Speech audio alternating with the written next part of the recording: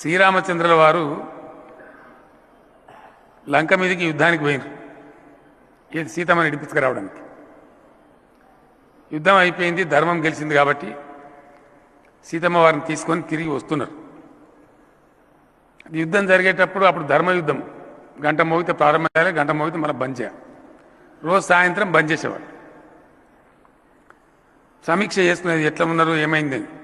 ఒకరోజు రాముల వారు తన సైన్యాధిపతులతో కూర్చొని మాట్లాడుతుంటే వాళ్ళు చెప్పారు, సార్ మన సైడ్ ధర్మం ఉన్నది, ఎటు చేసి మనం గెలవాలి, మరి రాక్షసులు పెద్దగా ఉన్నాయి, మన సైన్యం ఏమో కోతులైపోయినాయి, ఎట్లనే చేసి గెలవాలి సార్ నువ్వు ఆలోచించాలంటే, నా దగ్గర రామబాణం ఉందా, రామబాణం వేస్తే అందరు చచ్చిపోతారు, కానీ అందరు చచ్చిపోవడం కరెక్ట్ కాదు, అది సృష్టి నియమానికి విరుద్ధం, ఏం చేయాలంటే నువ్వే దేవుని నువ్వు ఎట్లన్నా సంభాలించుకో, మొత్తం మీద మనం గెలిచినట్టు